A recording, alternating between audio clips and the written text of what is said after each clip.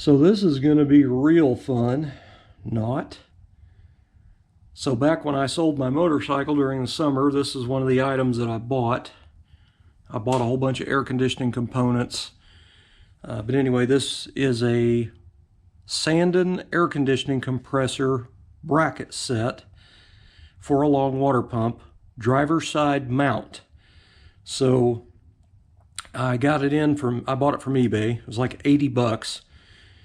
It came in and it pretty much looks like this. It's raw.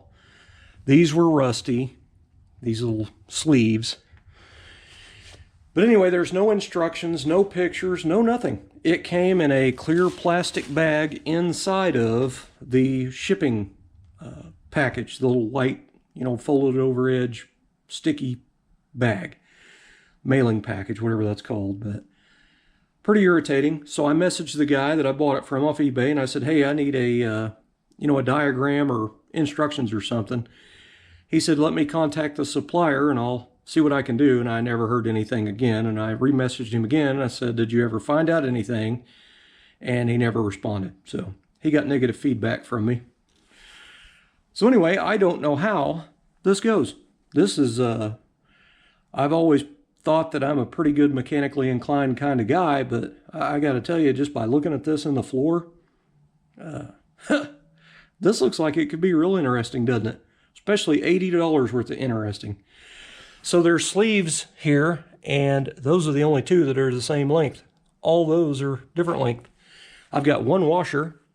Not sure why that is. So I'm assuming that's the adjustment part. That's kind of what I'm hoping. But I don't know how any of this goes. I don't know what the purpose of a 45-degree bracket is. So at this point, I am pretty lost. So I guess I'm just going to have to try to get this figured out here. I'm kind of hoping that this one maybe bolts the cylinder head somewhere.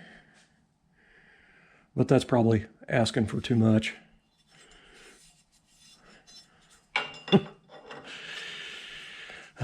Gotta love them eBay sellers. They really hook people up, don't they?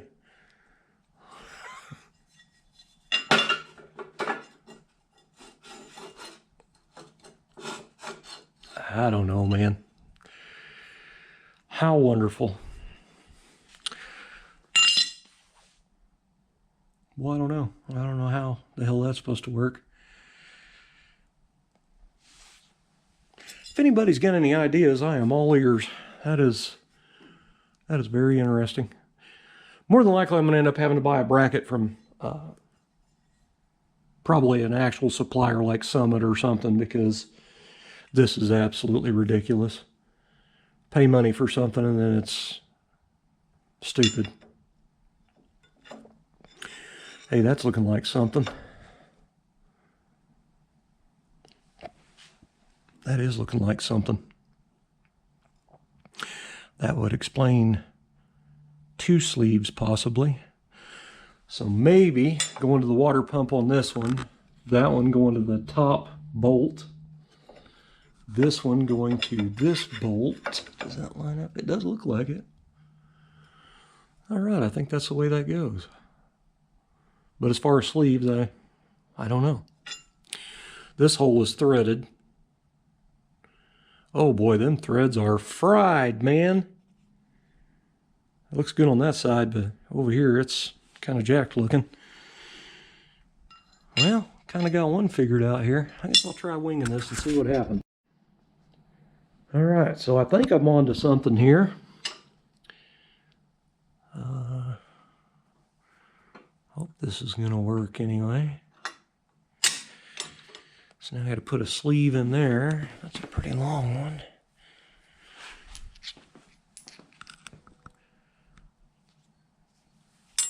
Can you imagine if you took this to a shop, just took it and delivered it to them and said, hey, bolt all this on my car. The person is going to have all that hours in trying to figure out all this crap. Okay, that bolt ain't going to work. That's awesome. Obviously goes through the water pump, so it must be this other long one. There was 3 of these bolts that are the same length. Yeah, this is the other water pump bolt. Man, this is insane. All right, I'll get more of it figured out, I guess. Well, this is the AC bracket kit that I bought during the summer, but it was cheaper. It was 60 something. But anyway, I had emailed or messaged him through eBay trying to find, you know, the directions basically, or a description on how to put it together, because all there is this picture. That's all you have to go off of. But it does say basically that it fits long water pump and its driver's side and all this stuff. But it does say will not work with factory power steering pump bracket. So I don't know if this would work for other people if they have power steering. I actually don't know why it wouldn't. It looks like it would still fit. I don't know, but anyway, when you get down here, where was it? It says brand gearhead, and then over here it says manufacturer part number 9937L. So when I Googled gearhead 9937L, I wound up with another part number. It's actually the same as that one right there, 137L, which interchanged over to Allen Grove components. So when I went to Allen Grove's website, let's see, right there, that's what I come up with. And that's all I needed right there. But man, what a mess. Look at all the components. That's just insane. All right, guys, so luckily I found that, I found a illustration basically online, a picture, diagram to show how everything went, because I was having a hell of a time trying to figure that out. That was a mess. But anyway, it's kind of mocked up on here. This is definitely great that I did mock up this way instead of waiting until everything was painted.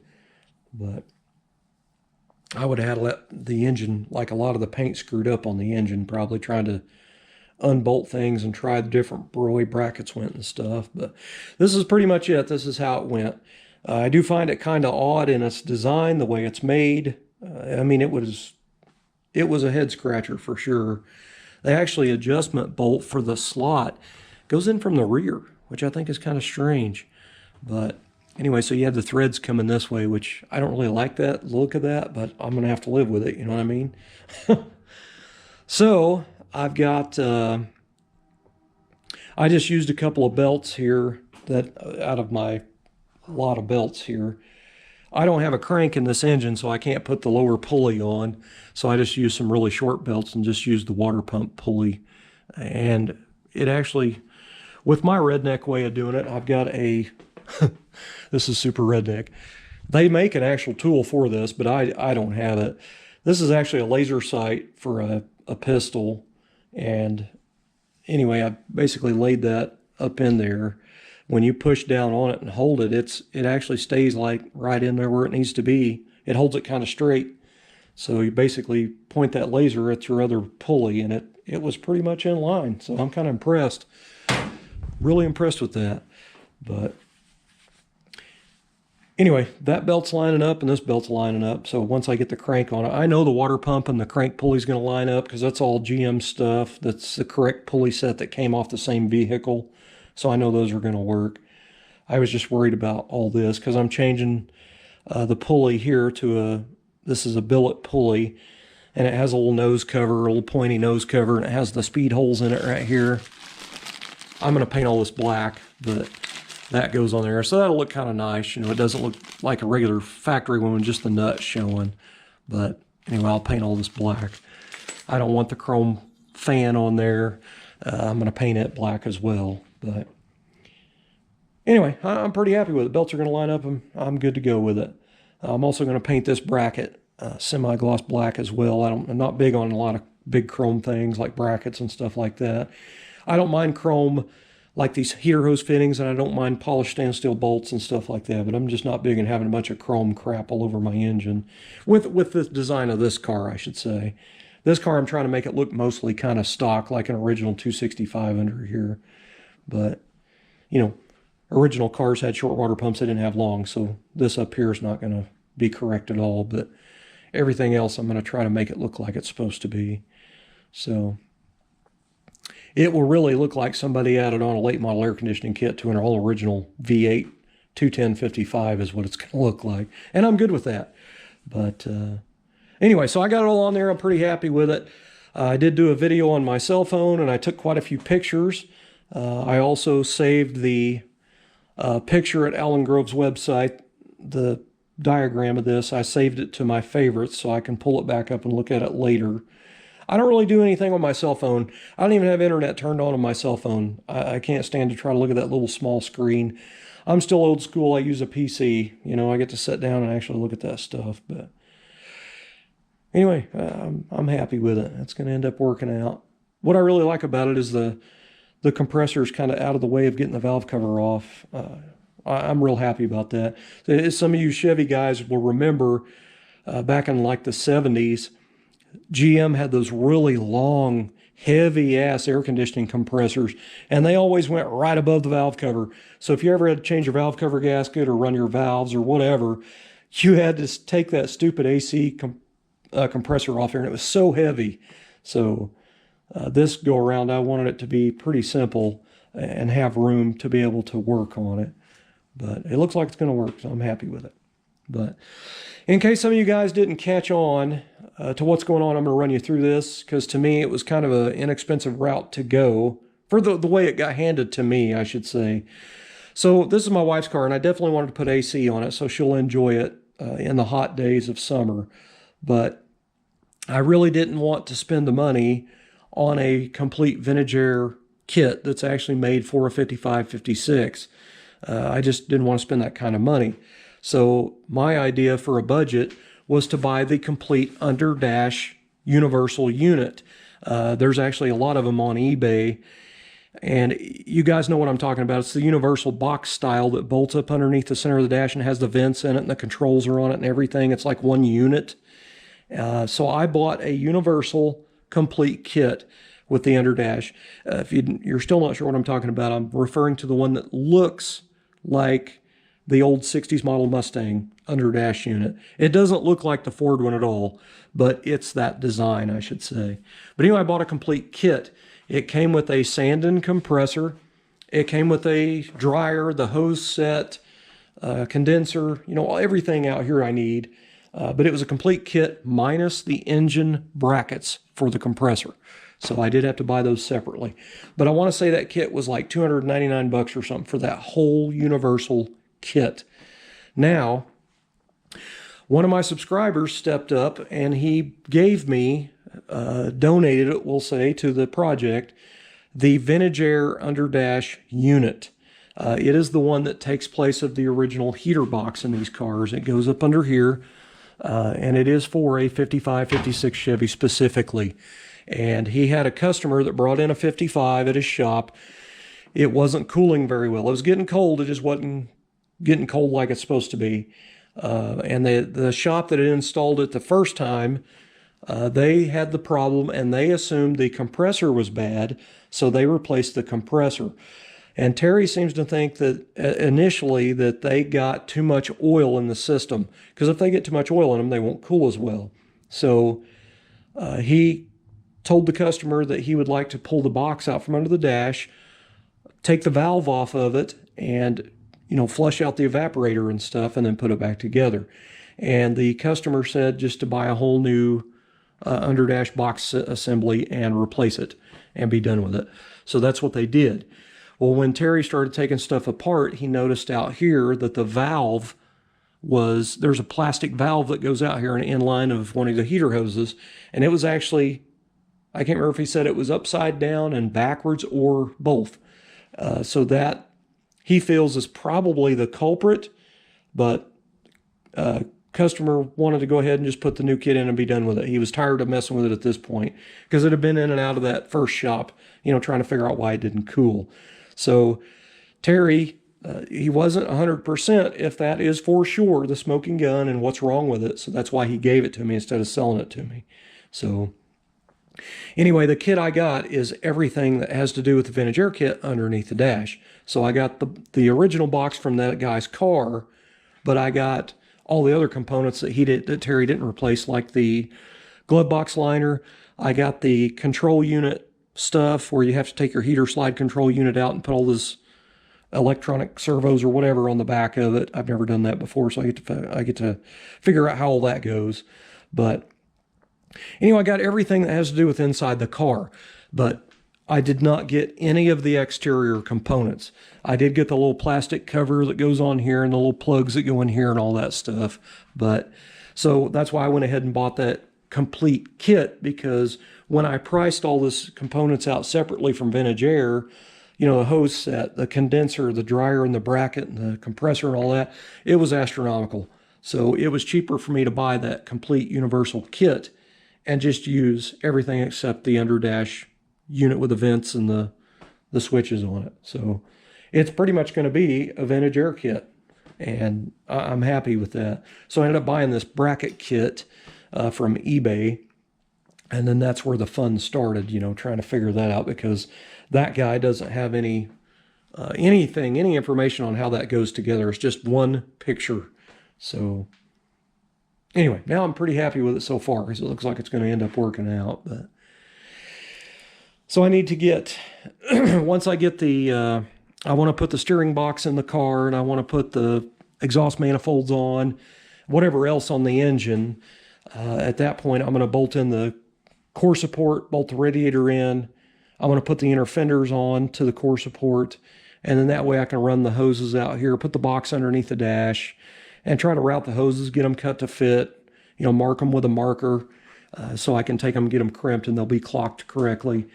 You know, I may try to make some nice brackets for the dryer and condenser and all that stuff. I want it to look kind of nice instead of just having, you know, like self-drilling screws and stuff like that usually comes with some of those kits.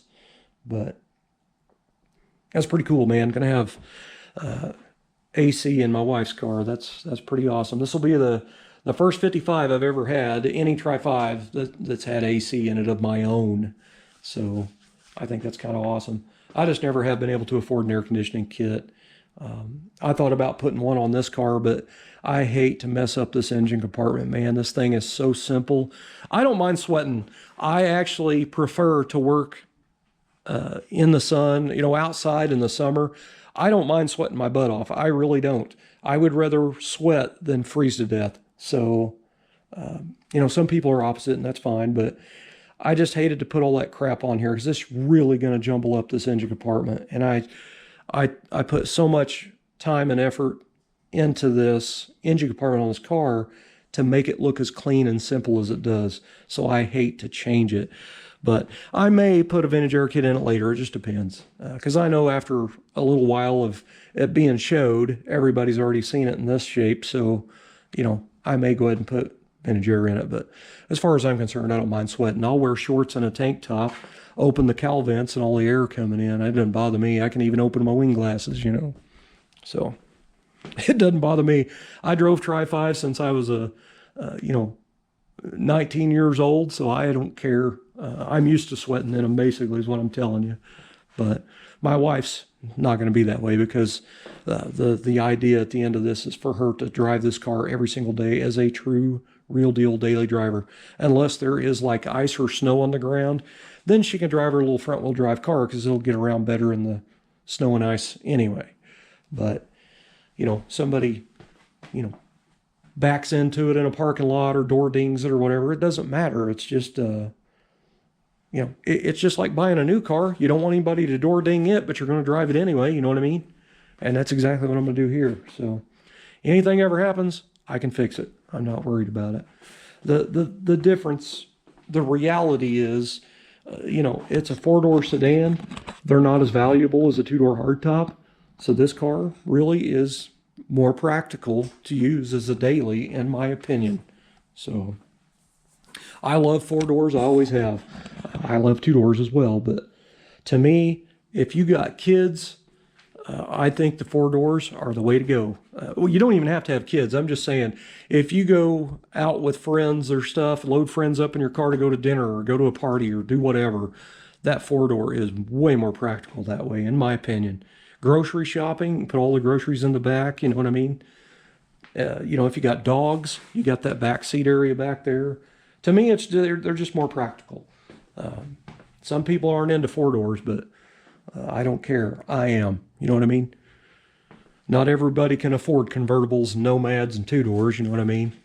It's taken me 9 years to be able to afford to get that car where it is, and it's still not done.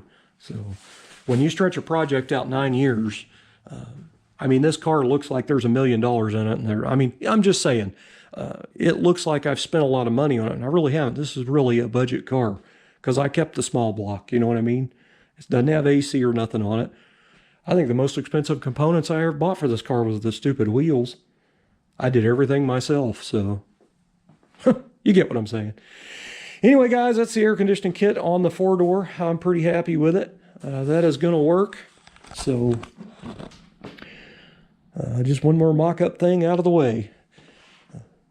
Now I get to mess with I guess I'll work with the fuel system. So the way I bent my fuel line here, I've got it bent going that way, and after clocking the bottom of this, I'm going to end up rebending this to where I have just a short piece of rubber hose going there. That's going to be super easy to get to and work on if I need to. So anyway, guys, that's pretty much it. I'll just keep dragging it on. Thanks for watching.